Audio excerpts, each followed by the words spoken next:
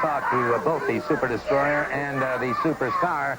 As you can see, the Superstar is now wearing the National Heavyweight Championship belt. You know, there's very, very few individuals, Gordon, that come out and tell people exactly what's going to happen. There's no petitions around that I know, or very, very few of them. And a lot of people get up and say, we're going to do this, or I'm going to do that, or I'm going to attempt to do this. I told you, I told Tommy Rich, I told everybody in professional wrestling I was going to get my belt back.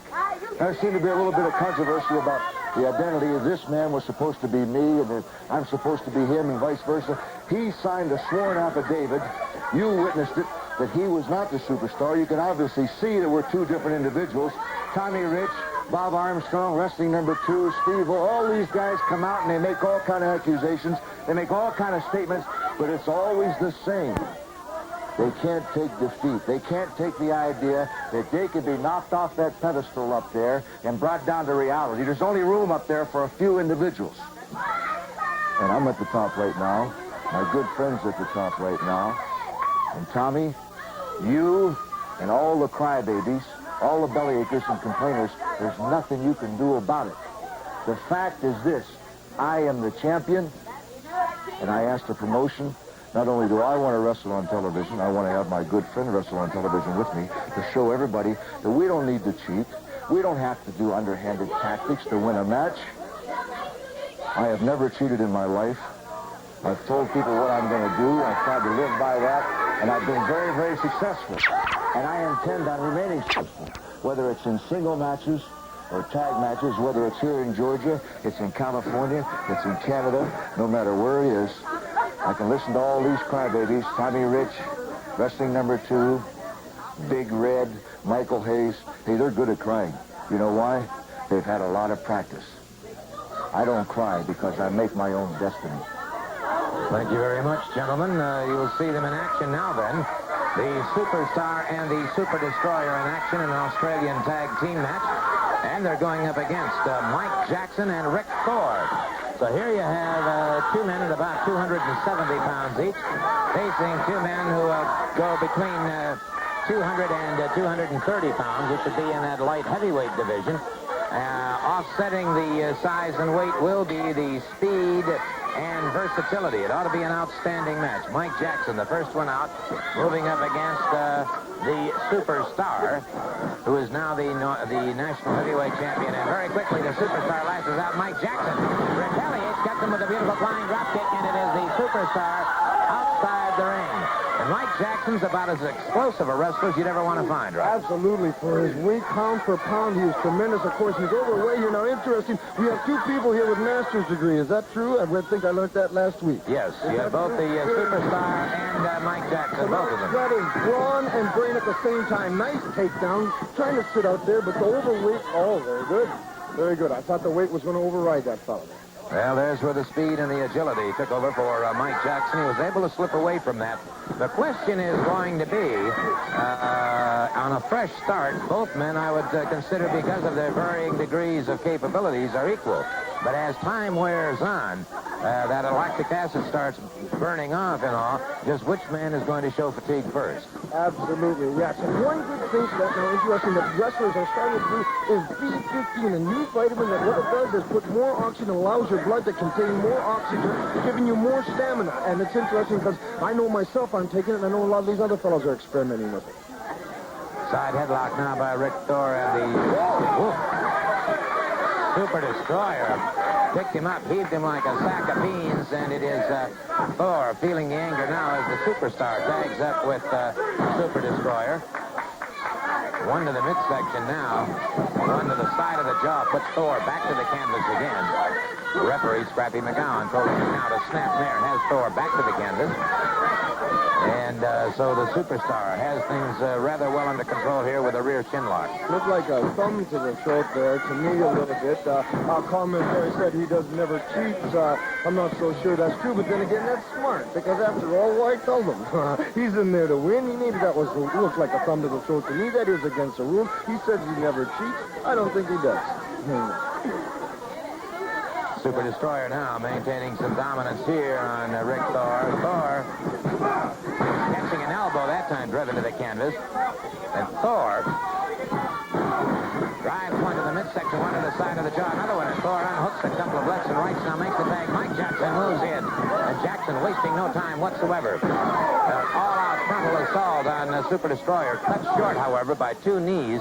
One to the midsection, one high to the chest of Mike Jackson. I wish they would coach these fellas. If they would be giving up that much weight, if they would rapid tags, being lighter, probably their stamina is better. Rapid tags would wear these fellas down. Get one guy in there. Don't let him get to his corner. But I can't be in the corner to coach him, unfortunately. Nice, powerful slam. Look at the strength of that superstar. Incredible. Oh, that neck breaker. Boy. Neck breaker there, and he either did not allow the pin or Jackson was coming to his feet. One or the other was difficult to tell. I don't think he would have got it. Forearm to the small of the back, and Jackson now firing to the midsection, one to the top of the head.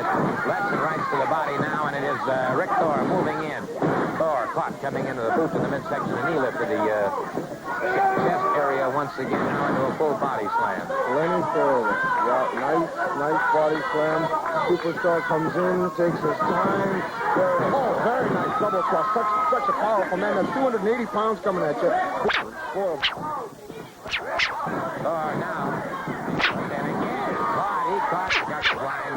That is driving about 40 miles an hour on horseback, catching it free. And now you've got the Super Destroyer in there. Bear hug into a slam. Variation of a lateral press and the count of 3 on Rick Thor. Beautiful tag team combination there.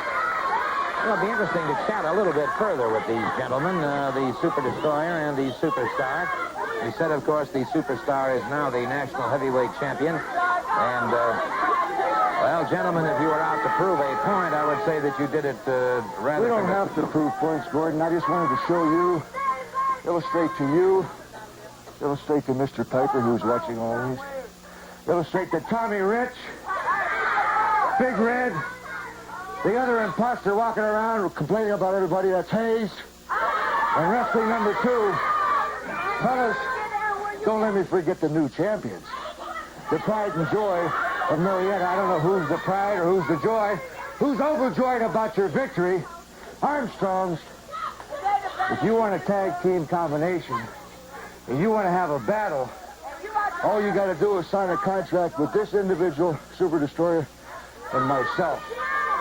Because, fellas, I am the current national champion. And we are looking to be the World Tag Team Champions. And we're going to get that opportunity. Hey, listen. Get out of here. Fat boy. You got to keep your hand off me, man. Gentlemen, please. You know there's a fine... double-breasted sheet he's got on.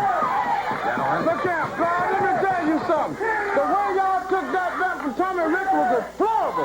And ain't nobody going to come in Atlanta, Georgia and do nothing like that. Why Big Red around? I'm telling you, and you do. Red, if you don't want us to do it when you're around, maybe you just better get out of town. Because we're going to stay. Get out of town? Man, I'm a phone here. You don't have to listen to this junk. You should not come out here with a sheet wrapped around you and telling me what I'm going to do. Get out of here. Go and get that Halloween part on out of those babies. Look here, I was after man, and I saw how that belt was switched. Ain't no way in the world that man could pin Tommy Rich that way. One came in while the other's around. Now they talking about they need a partner or some kind of team or something. Well, what you know, Big Red is here. All I need to do is get me a man, baby. You know? I realize there was a lot of talk about it. Unfortunately, there is no proof, and that's our problem. There's no proof, Doc. And you know something? I would like to know how they look like. You know, I might just try to go on and get no matches off them folks. Terrible. I'm telling you. So on the 13th, watch out. Well, okay, fair enough. A situation with the Super Destroyer and Superstar. And there you have some interesting comments and challenges from Big Red himself. We'll be back in just a moment.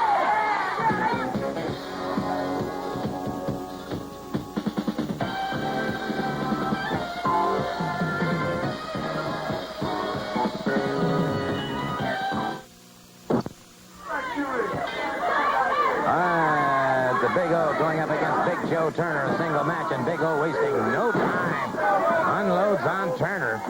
And so, certainly, things are cast here in a hurry, if you will. And Turner hurdled through those ring ropes onto the apron, and staying outside. Both men about the same weight. Big O just came back from a tour of Puerto Rico. He did extremely well out here. Nice cover, too. No, not a three. But then again, you got your brawny fella that's not afraid of anything, Big O. And you've got your tough man that's a barroom brawler type. What a solid blow to you. A little different than my philosophy. Turner having his problems now coming off the ropes, and Big O catches him once again. Turner back to the canvas now. Big O, of course, in the red trunks. It's Turner in the blue, and Turner driven back to the canvas again.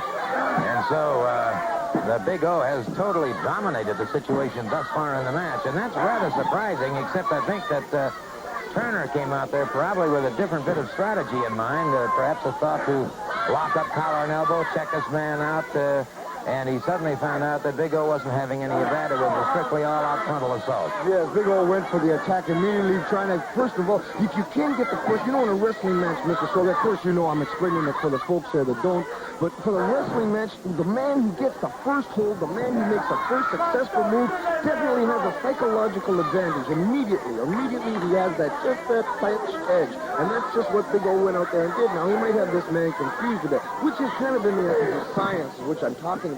We're talking about vitamins, we're talking about wrestling as a science of thinking, which is very good on Big O's part. Again, Big Joe Turner hurtled through those ring ropes onto the ring apron and down to the concrete floor outside, and the Big O, watching his man, conserving his energy, watching him carefully, catches him coming back into the ring, catches him off the... Wow! And he does. He measures his man before he takes him. Yeah, he's a tough man, this Big O, for sure. He can hit hard. Of course, he couldn't do that to me because I would be fighting him a little different than this man. This man's trying to go toe-to-toe, stand up, eyeball to eyeball, nose to nose, and that's not the way to do it. But I'll talk to him later and fill him in just on how to fight big people like that. Oh, picked him up there. Big O. Did not allow the pin. Now, he had ample opportunity, it appeared to me, for a pinning combination, and Big Joe Turner coming up rather slowly, dropped to the canvas again by the Big O, and so the Big O has now got an added psychological edge on his man. Clamps down with a front chancery now on Big Joe Turner, and so he is obviously there to punish as well as to pin. Absolutely, and of course, Mr. Soga, I know it is such a pleasure to be here with you, being such a good commentator of wrestling. It is, and you know exactly what these men are doing. When he's doing that to his opponent, when he's punishing, he knows other wrestlers are watching him now on the monitor, and he's trying to scare them, and you know that. And it's a smart tactic. I would do it myself. So it must be smart. It's showing absolutely no compunction at all about adding additional punishment. And finally scores the count of 3, and it is all over for Big Joe Turner. And I want to take a moment right now to talk to Mr. Austin Idol. Well, I'm sure you probably think right now that I'm not here to talk about how pretty I am, or how rich I am, or how sexy I am, or how mean I am. But the reason I'm out here, and I'll tell you right now, is that I think that it bears repeating about all the complaining that's being done around here. I've never seen anything so disgusting in my life. All the whining, all the moaning, all the groaning, and like the superstars said, all the crybabies. You can see, look at my head right here. There's gas opening in the artery. I'm not crying about it. But look at Michael Hayes. He's crying about the defeat he's suffered at the hands of us now. Look at wrestling too. He's crying. And look at Tommy Rich. He's crying on everybody's shoulder. And now I heard about Leroy Brown is coming to town. He's a troubleshooter. I'm going to tell you something right now, Leroy Brown. I don't care how big you are. I don't care how bad you are. If you stick your nose in my business, I'll cut you down the side so quick. As a matter of fact, where is Leroy Brown?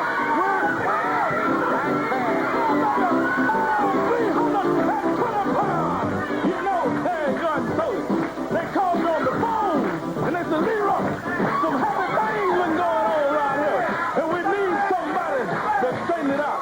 I'm going to tell you something right now, Brown.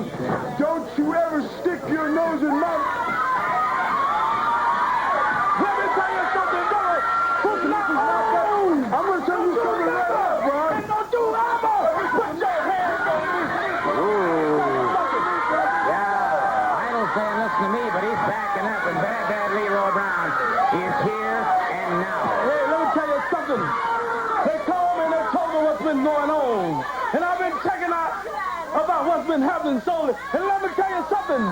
From now on, it won't happen as long as the bad is around. Ole Anderson, it don't make no difference who it is. You talk about the Super Destroyer and his partner, the Masked Man, switching and going on. Well, I'm the only one. I am the policeman, and I will control everything from here on in. I done talked enough. They didn't bring me down here to talk a lot. They brought me down here for action, brother, and that's all I'm about. Action, get ready. Yeah, I might just add, that's his middle name, Action. Bad. Leroy Brown from the south side of Chicago. We'll be back. Brad Armstrong battling his way out. Makes the tag with Bob Armstrong. Bob Armstrong explodes on Duggan. Bob Armstrong catches Penfield coming in. Caught from behind by Duggan. Now we've got all four men in the ring at the same time. We got a Donnie's up. Whoa! That man went right over the top rope there. Isn't that a disqualification? Well, you would be the first. He's got the pinfall. I think you'd be the first one to say, Rod, unless the referee saw it upcoming. Also, a situation between the American Dream, Dusty Rhodes, and the Great Kabuki. We'll be going into that in some detail. And a quick reminder telling you, of course, that the NWA World Junior Heavyweight Champion Les Thornton will be seen here on Georgia Championship Wrestling in the very near future. Lots of great things upcoming, so let's not waste any time. Let's go to our ring announcer, Freddie Miller.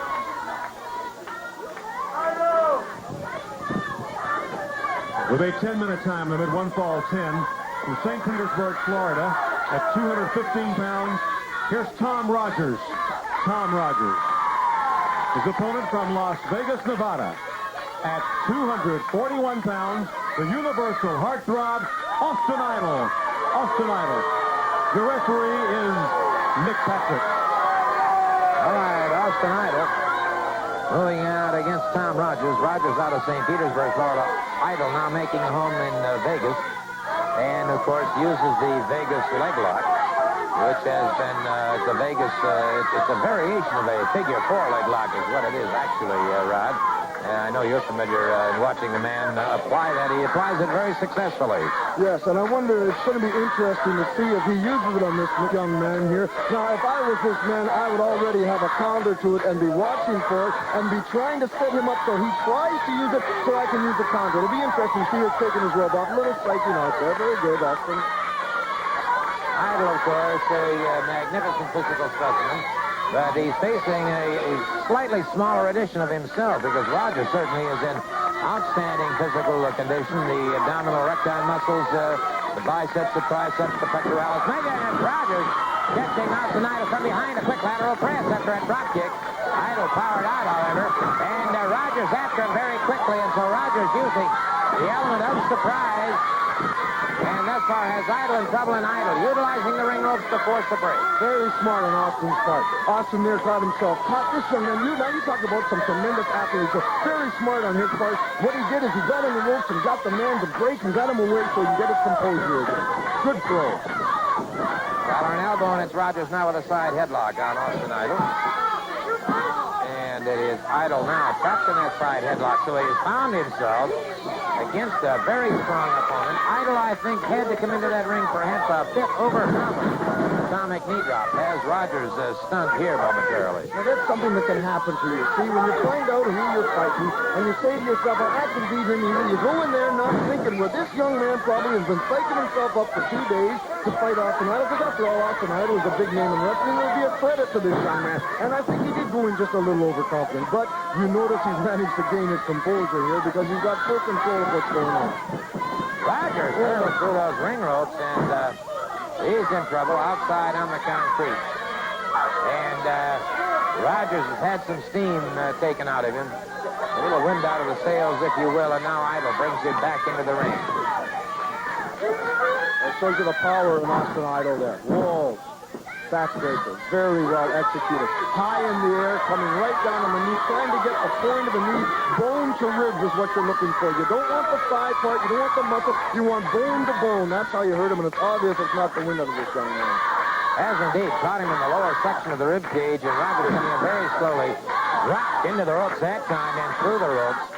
as Rogers lost control of himself here totally. And it is Idol continuing to pummel and punish Tom Rogers. Yeah, it shows you here now two fine athletes, but where weight can sometimes be to the advantage, and Austin is using it extremely well. Going for the suplex, got him up. Vertical suplex on Tom Rogers, and Austin Idol has a very stunned, very shaken Tom Rogers on the canvas. He's in the black trunks and in a lot of trouble now as he's trying to regroup his body and bring himself back into total consciousness, rolling against the legs and feet of Austin Idol in pain as Idol brings him up. Once again, Forrest Lamb caught him into that top rope. Vicious move now. This man's being vicious here. He's got this boy hurt. He knows he's hurt, and he's continuing to do punishing moves. Now, dropping him across his throat across the rope there. That's something that can hurt him permanently. Slamming him. Look at that. There we go. He's taking advantage of the foul. But I understand because he's got a point to prove. Don't fool with Austin Idol is what he's saying right now to every other wrestler in the world. Driving the knee into the... Indeed, instead you. That's an interesting point. All right, he has hooked the head, hooked the leg, and scores the 1, 2, 3. So Austin Idol, once again, and we may get a chance to take a look at Austin Idol just to show you the kind of power he does have. He's there on the second rope. That is within the legal parameters. Drives off, drives that knee directly into the chest, into the sternum area, actually. Catches Tom Rogers. That continues to force the air out of his system. Notice the way he comes in, hooks the arm and the leg simultaneously, bringing that body around. And you'll notice even though his body was writhing and partially in the air, the shoulders were still flat to the canvas. And there you have to give certainly credit to Austin Idol for quite a victory indeed. December 13th. Mark that down on your calendars right now. And may I just suggest right now, National Tag Team Championship. So let's go to ringside now with Rod Piper as he interviews the new National Tag Team Champions.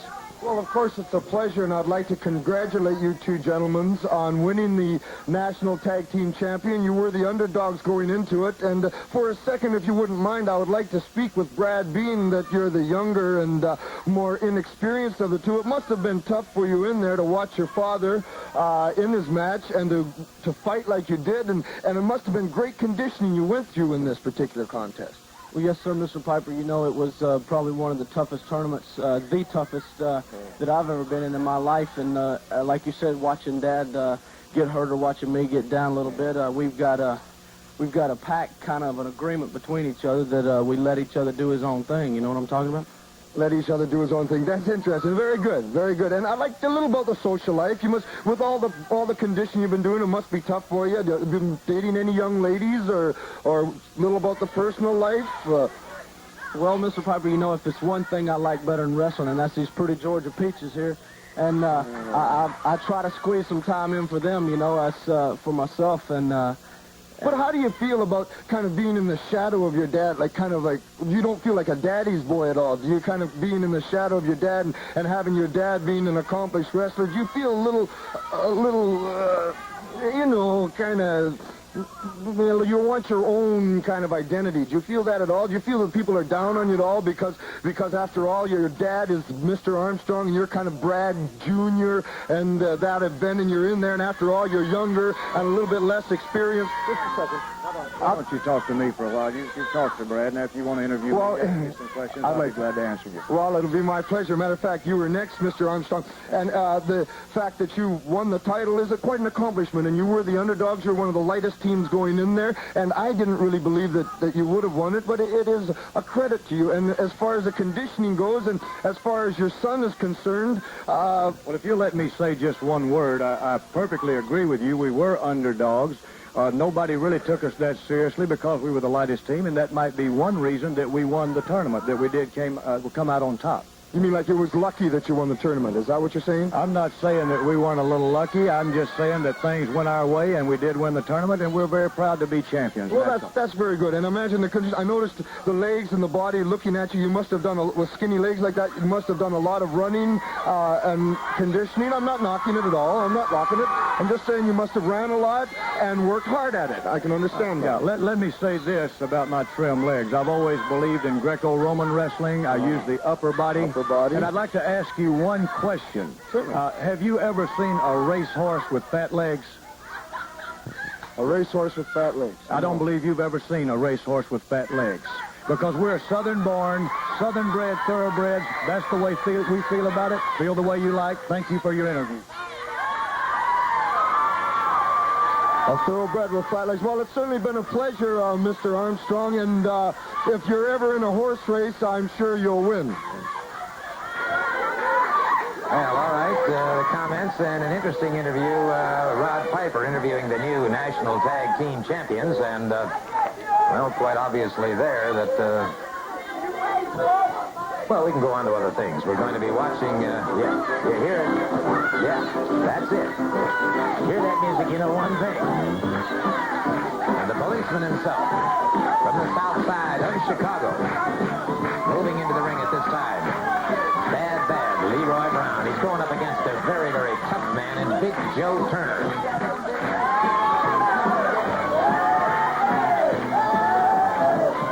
Leroy Brown outside the ring, shaking hands with a host of fans. He has struck the hearts of all of these fans almost immediately. And wearing that hard hat, moving in with those bib overalls, going up against Big Joe Turner, waiting for the bell to ring. Referee, of course, Nick Patrick, and he calls for the bell. There it is. Bad Leroy Brown. Big Joe Turner, equal height almost and almost equal weight. So it should be quite a contest. And woo! And bad Leroy Brown proving his point very, very quickly. Clubbing right hand to the side of the head that puts Turner to the canvas. And a headbutt. Turner's down once again. Here's a man here that has come from nothing and made himself a name. What a 320 pounds. Look at how agile he moves. Now, this is an impressive man here. You see, notice, you got another man that he's fighting there. Got to be 260. The man, look at those punches. They mean nothing against Leroy Brown. Very strong, look at that. Because he comes from the ghetto in Chicago and he doesn't know how to wrestle, he says, but he knows how to fight. Well, I must admit that. He's not afraid to gouge some eyes. Not afraid to get in there and get it done. Big full body slam by bad Leroy Brown has Big Joe Turner back to the canvas once again. And it is Turner coming up and Leroy Brown giving him a helping hand because he warned him on it. He caught him with an elbow coming off the ropes. And bad Leroy Brown coming, wow, 320 pounds crashing into the chest cavity of Big Joe Turner. It is all over. And your victor from the south side of Chicago, bad Leroy Brown.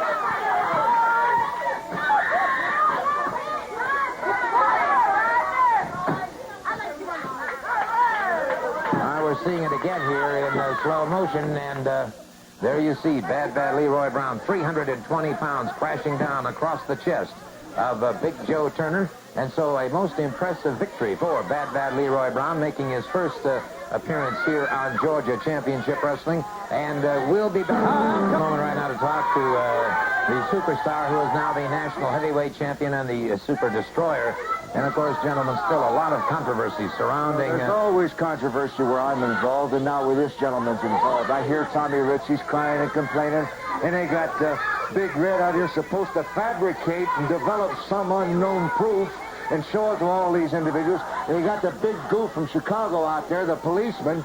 All these guys get on and they say what they're going to do, but there's only one man here who can ever go out and say he's going to do something and do it. Now, I was supposed to wrestle here today, but I'm not going to wrestle. If you want to see me, or these people want to see me, they're going to have to pay to see the champion wrestle. Gordon, I'm here today, and I'm going to wrestle today because I have something to show these people out here. Being associated with the mass superstar is fine and everything, but the people out here today are going to see the Super Destroyer as himself right now. Well, fair enough. Let's watch the Super D then as he moves into the ring. He'll be going up against Rick Benfield. And this is one fall, a 10-minute time limit, waiting now for the bell. There's the bell. Benfield in the blue trunks, Super Destroyer, of course, of the black trunks and the red mask with the stars on it. Beginning to see now why there was that great talk of debate whether or not the Super Destroyer was the superstar. If you'll notice the similarity in the trunks with the stars down the left leg, the stars on the mask. Benfield now with a good hammerlock on Super Destroyer. Up into those ring ropes, and the referee calls for the break, and Super Destroyer in a good clean break steps back into the center of the ring, collar and elbow. Super Destroyer pulling Benfield back into the ring ropes. what a big, impressive man this Super Destroyer is, and what a tag team they make, because they have brawn and brain, like we discussed before. Superstar and the Super Destroyer are both people who have gone to college, are both people who can bench press over 450, are both people who can think and fight at the same time. Makes them a deadly tag team combination. Of course, the Superstar himself, being champion, speaks for himself, doesn't he? It does indeed, and Super Destroyer taking Benfield back in a bear hug up into the turnbuckle, crushing more air out of it. Now a boot to the side of the rib cage, and again forces more air out of the life support system on Rick Benfield. Benfield now doubled up, having a lot of trouble. A lot of reddening of the upper body here as he has taken those percussions to the side and to the back. Some people, you know, sometimes people wonder now, why would he put his throat on the rope and choke him? Now, what he's done here is he's kicked him in the ribs. Now, you notice, first of all, he kicked him high, bone to bone is what important. And when he took the wind out of him, the next thing he did is kept the wind out of him by taking him to the rope, because he knows he's got that 4 count. Now, look at what he does. What is he doing? He's limiting the lungs to air, right? That's the best way to exhaust a man. Don't let him breathe. Very good. Benfield trying desperately to break his way out of this now. The Super Destroyer drives a knee lift into the midsection once again, continuing to deprive Benfield of that much-needed oxygen. And, of course, as the oxygen supply is depleted to the brain, the mind begins to function a little more slowly. And, obviously, if it functions more slowly, then the muscles are going to respond a lot slower. Mr. Sully, very good. You notice how intensely the Superstar is watching right now. You notice how every move he's making, that's what makes them such a fine combination here, is they're watching each other all the time, so they learn each other. They know each other just like it was themselves, and that's what's important in tag team combinations, and important just when you got someone watching your back. Referee checking with Benefield, but Benefield, a gritty competitor, hanging on. And he keeps the full bear hug on him now. Benefield is in a lot of trouble. Now he's got, notice the difference now in the hand situation. So much little technique. Now he's got the knuckles against the spine, pushing on the lungs. Before he just had meat against meat. You don't want that. You want bone against bone is what you want. That's what wins wrestling matches. Benefield beginning to sag, and he is having a lot of trouble trying to get that much-needed oxygen. His muscles now failing to respond on his own development of the match here, and consequently now the Super Destroyer driving him back toward the mat. Benefield finally driven to the mat. Benefield able to get a shoulder off before the count, however, keeps that shoulder off. Super Destroyer presses his advantage more, but now Benefield able to get that shoulder off. Super Destroyer down across the chest and the throat of Benefield. Moved off before the count. Moved off before the count of 3, and again back into the bear hug. Very good. You see, concentrating on the same part of the body. Once you got something hurt, you stay with it. That's what makes me so good, is that I can stay with the same part, and I know to stay with the same part. And that's just what he's doing there. Notice again the knuckles, how he's got knuckles again. He realized himself. Am I going too much depth here, Mr. Soli? No, I think you're doing very well. Thank you very much. I know, you see, if the people can just spot the little bit of technique that's involved in professional wrestling, the little thing that he's doing right now is so important. It makes all the difference in the world. Superstar, of course, knows that. It makes him a champion. First 280 pounds helps too, doesn't it, Mr. Sawyer? Well, it does, along with the consummate skill that he has. And it is Super Destroyer continuing to move against Benfield. And Benfield now, that upper body is totally reddened. Absolutely. You can even see in his face, and he's not even cutting any blood off of the face, but you can just see from the pressure. It's such a smart wrestler. Such good tactics here are involved that the people could just appreciate what he's doing. And it's hard work and hard labor to get this done. Super D asking Benfield to concede, but Benfield, as gritty a competitor as I've seen in a long time, he is not conceding, continues to press home, and of course, outside of camera range, the Superstar continues to look on, obviously with a great deal of interest. He and the Super Destroyer have formed a pact, or an allegiance, if you will, a series of headbutts now by the Super Destroyer, and Benfield has just taken it, put on the ropes, calls for the break. Lucky, yes. What intensity the Superstar is watching, too. You can see he's into every move. Right back to the same. Very good, very scientific, but you got to give this man credit. I don't believe it. I would have thought he would have given up a long time ago. He's still fighting back, although the blows don't have much power behind him.